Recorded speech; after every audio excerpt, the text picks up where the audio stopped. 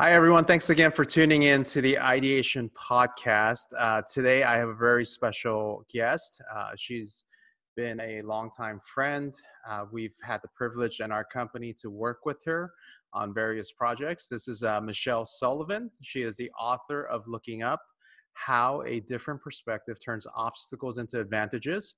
Formerly, she was the president of Caterpillar Foundation and director of corporate social innovation at Caterpillar.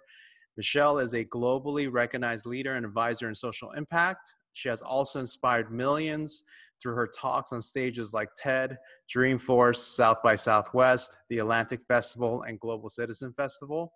Michele was named by Inside Philanthropy as one of the 50 most powerful women in philanthropy and also served as a U.S. delegate to the UN Commission on the Status of Women. So Michele, thanks so much for spending a few minutes with us. Thank you. It's very exciting.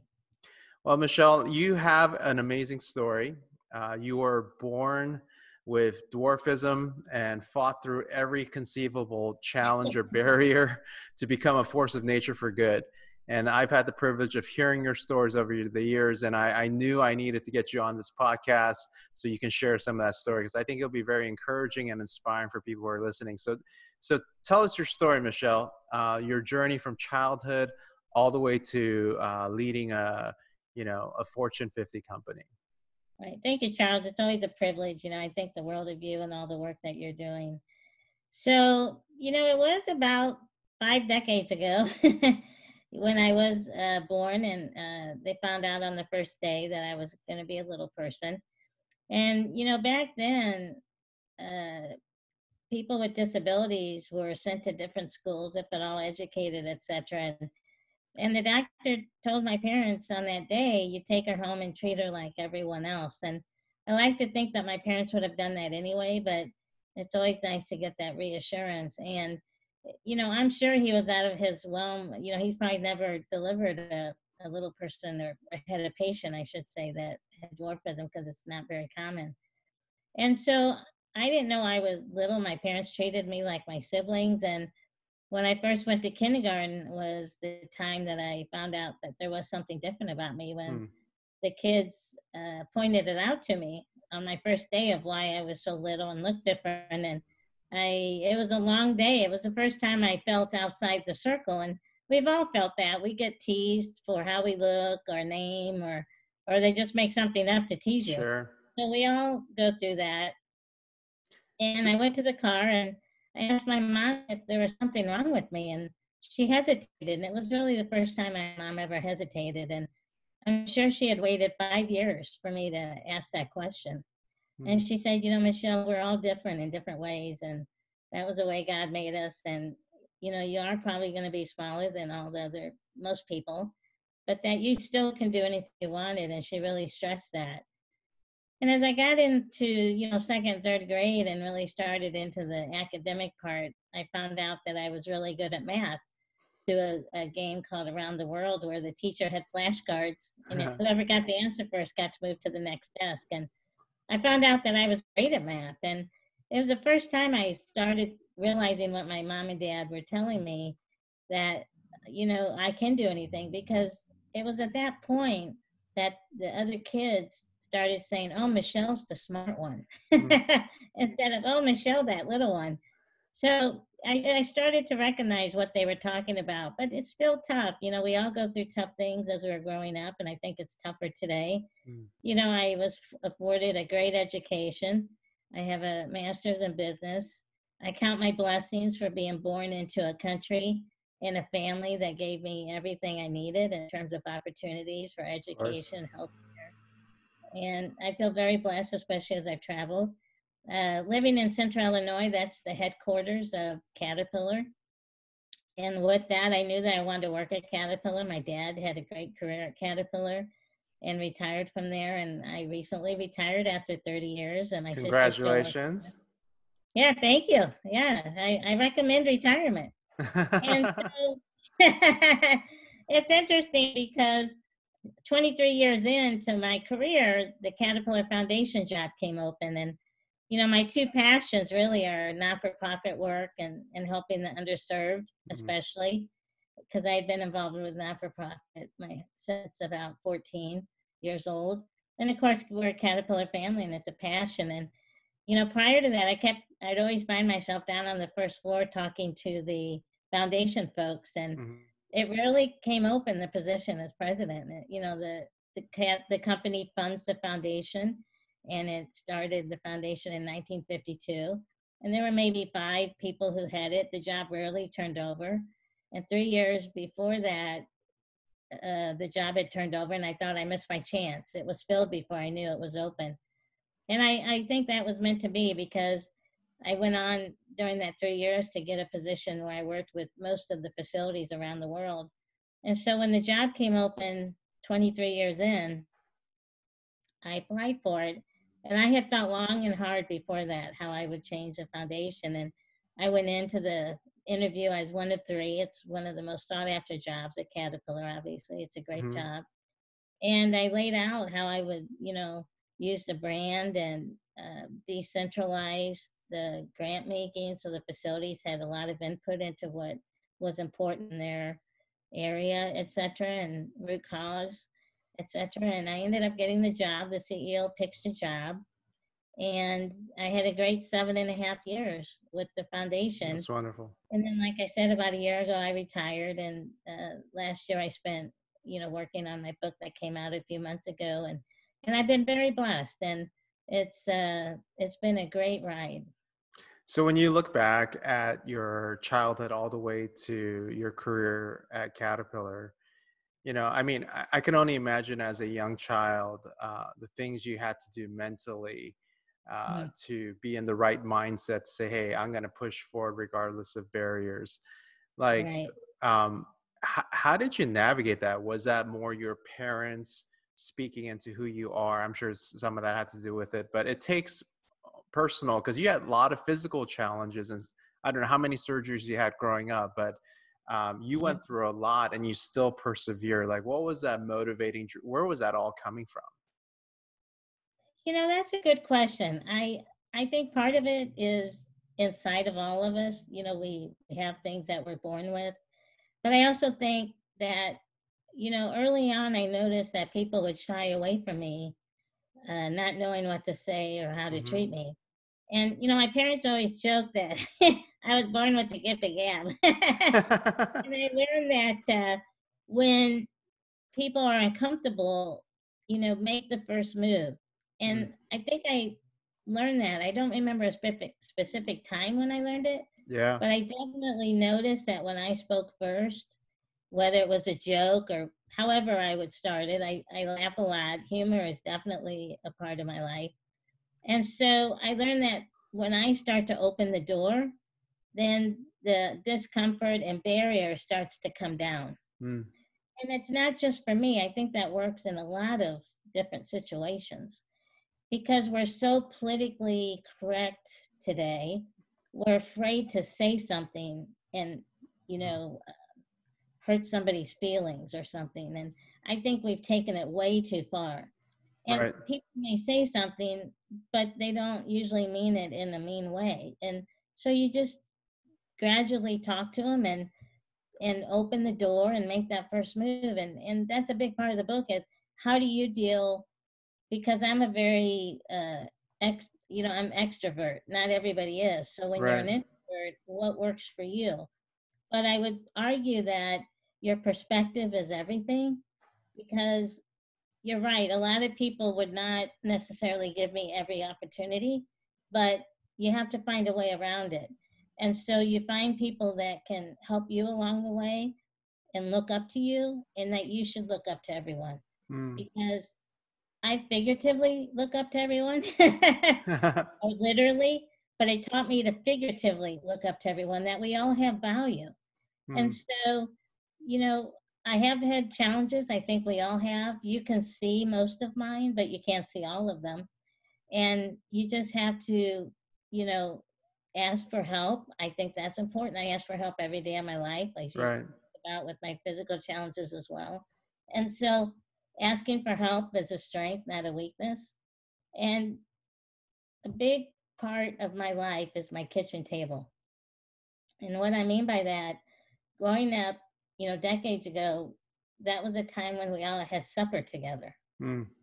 And my parents would always say, "So what happened today?" They wanted to know and everything. And, when you're in grade school, the most exciting thing was when Johnny puked in the hallway. And you'd come, "Oh, Johnny puked," and you get all the Absolutely, yeah. Yeah, exactly. Remember that? That was the most exciting thing there is.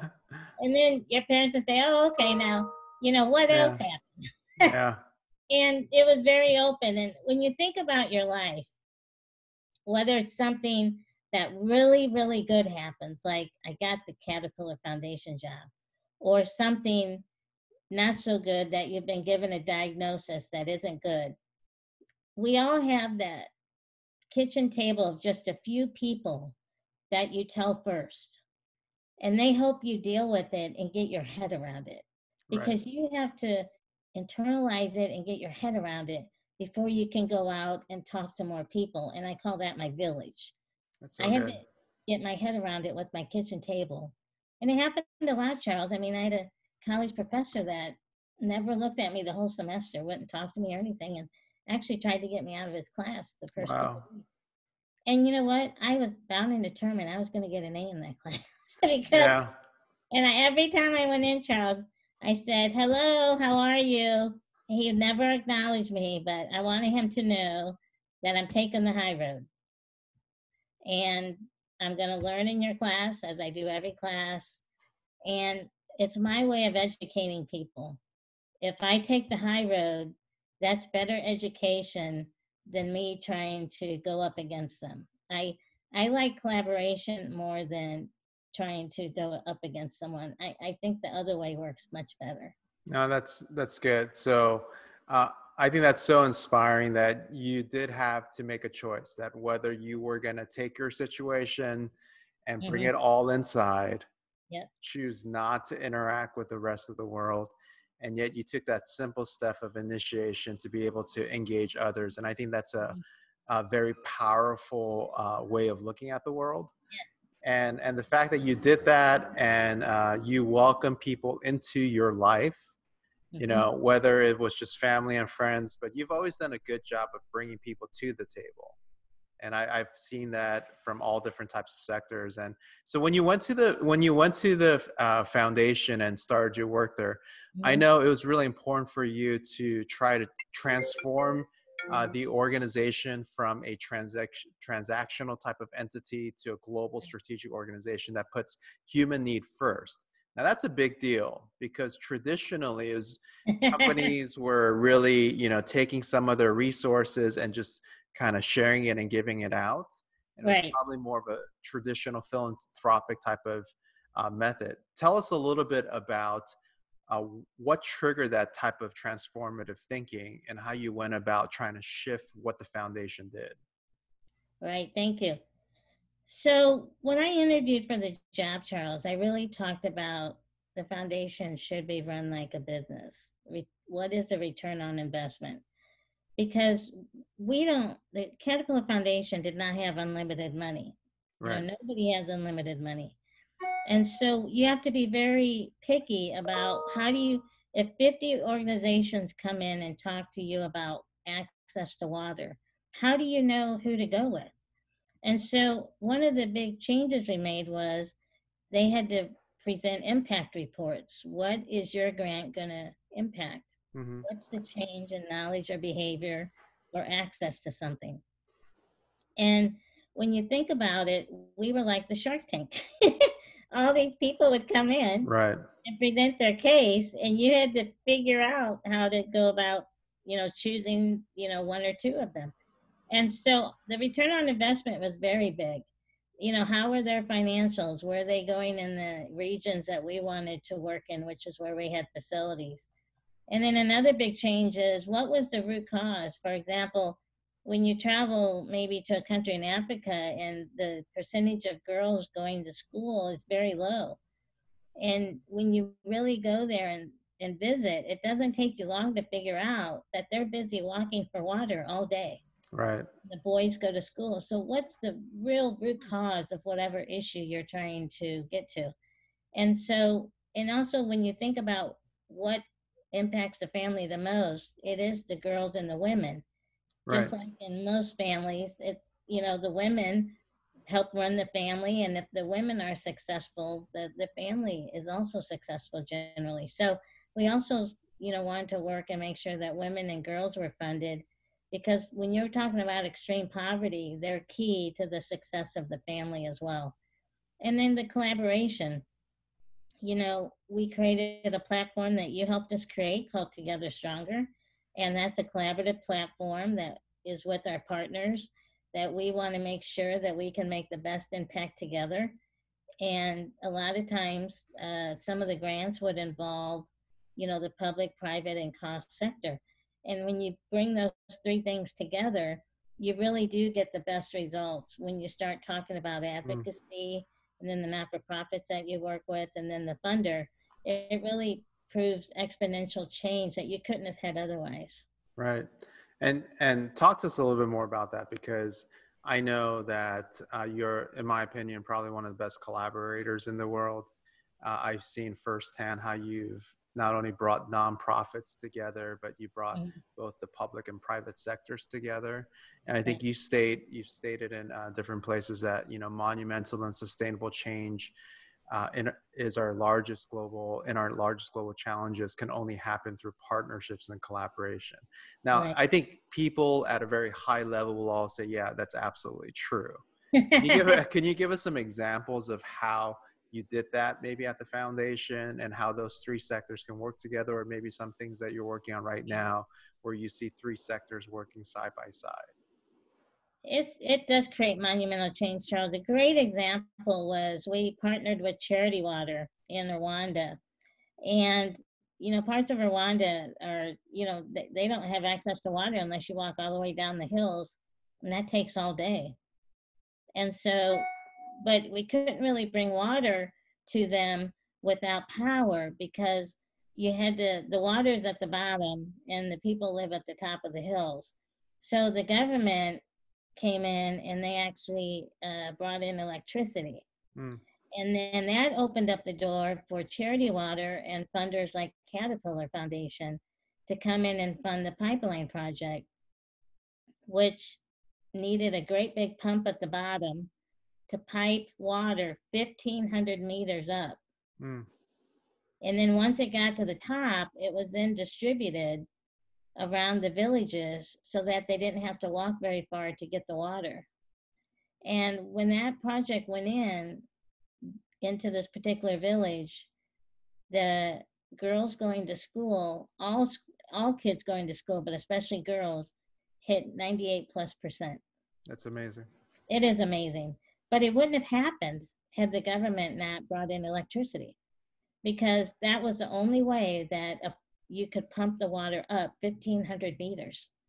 And so that changed everything for them. And we visited with them, and I met with this woman. The kids were in school, so I just met with the woman. She had opened what she called a little restaurant, and it was, a little basic hut with tables and chairs. But because she had electricity, she could have a refrigerator. Mm. She could offer cold drinks, and that had never been done before. And because of that, all her kids were in school, and a couple into the secondary, which you play. Yeah. And Yeah. so it totally transformed her family, all because of the private, public, and cost sector work together. And that was Yeah. a good example. A second one was we worked with the State Department. I would have never dreamed of that. Another collaborator of ours, J.R. Kerr of Handshake, uh, brought this opportunity to us, and the State Department wanted to open up Women Entrepreneur Center in Africa, the Mm. first one, and it was partnered with a not-for-profit called um, Startup Cup, Mm-hmm. and so we worked with those two entities, and we brought the first Women's Entrepreneur Center on the continent of Africa to Zambia. That's wonderful. And thousands of women go through it, and they get all the support they need as an entrepreneur. And the ambassador was there on the day we opened the center as well. And it's been a great success since that opened. So it really does create change. But, people ask about why can't we scale things up more? Mm. And, to make exponential change, it has to start at the top with advocacy and policy.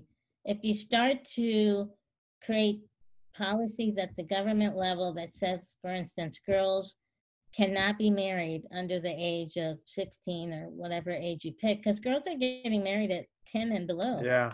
I mean, they're not going to, no society is going to succeed if 50% of your people are getting married at such a young age. So while foundations can't directly talk about policy or influence, what we can do is advocate for those folks. Mm. And we got into advocacy for the first time, and we really impacted some of the change that you needed at the top. I call that the grass tops. And then we invest at the grassroots like charity water. And when you bring those two together, you really create monumental change at that point. So you need both ends of the chain to bring it together to get the change that you want. Mm. Do you see momentum in kind of the private sector Yeah. wanting to participate? Maybe I know versus maybe 10 years ago, I've seen some significant changes. Like, are you encouraged by it? Or do is there still a long road ahead? What are you seeing in the field right now? There's certainly a long road ahead, but I absolutely think we're making a dent, especially in the poverty space. Mm-hmm. There's a lot of poverty in the United States too. Right. We worked with LISC, the Local Initiative Support Corporation, because we have a lot of impoverished neighborhoods in the United States, and they help develop them. And we would go and advocate and show them, when you start to fund these impoverished areas, how vibrant they can become and how it really changes the neighborhoods and the lives of the people. So I definitely think there's momentum. Do we need more? Absolutely. But when you have a brand like Caterpillar and the Caterpillar Foundation going in and talking about access to water, access to women and girls to education, etc., and also for people to have the right to live in a neighborhood where it's safe and that they can have housing. And when you start to bring the brands in and the advocacy and not-for-profits who are making a wonderful change on the ground, I do see collaboration happening more than I've ever seen it before, but we definitely need to keep it up. Absolutely. Well, I know we have just a few more minutes with you, and definitely want to talk about your book. Congrats on publishing Looking Up. Thank you. Tell us about the book, and maybe those who are listening, what they should expect to walk away with after reading it. Because I did a quick post about you on my Facebook feed yesterday, and people Thank were you. all talking about how they love the book and Thank you. how they've been impacted by it. Tell us a little bit about what led you to write the book and what the book's main message is. Thank you so much for the post as well and the opportunity. So it's called Looking Up, and how different perspective changes obstacles into advantages. And of course, it relates to my size a little bit, since I do look up to everyone. But looking up also taught me the best relational posture, Charles, which is that we all have value. And Yeah. all my life, people said, "Oh, Michele, you have such a neat story. You need to write a book." And I think we all have stories. When you really get to know people, everybody has a story. And it just wasn't right. I didn't think my story was anything of interest. And as I got to within a couple of years of retirement, and especially with my work with the foundation and all the people who I've met, who I look up to, that many people will never know, who are living, in poverty, and yet they have the same aspirations as we do. And they just, brought me so much pleasure, and I look up to them more than they will ever know. And so I thought, if I write a book, it's not just going to be about my story, it's going to be about others too, and how I look up to them and how they've really led a wonderful life and an impactful life.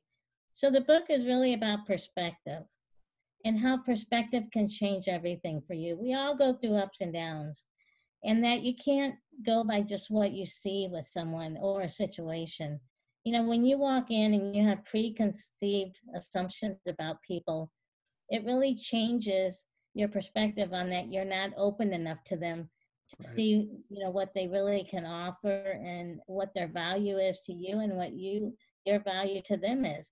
And when you really open yourself up and let those preconceived assumptions go, you experience more, you love more, you can see their value. You Diversity in thought and experience is two of the most wonderful things you can ever have. And so the book is about how your perspective can impact so many things. I talk about asking for help as a strength, not a weakness, making the first move, and what impact is in the world, and that, we all should make impact on other people because they all are impacting us as well. And I talk about the people who have looked up to me and got me to where I am today, and how I'm returning that, and how I look up to others. And you get to meet a lot of the people who I've met along the life and along my journey, and you'll get lessons about that. And for instance, when you walk into a room or a situation, do you see a problem or a block of some kind, or do you see an opportunity? Like this Mm. pandemic we're in right now, Yeah. look at all of the good things that's happening around the world. People are, every night on the news and on the radio, you're hearing stories how wonderful people are to other people. And Yeah. it's also slowed us down, Charles, to what's really important, which is each other.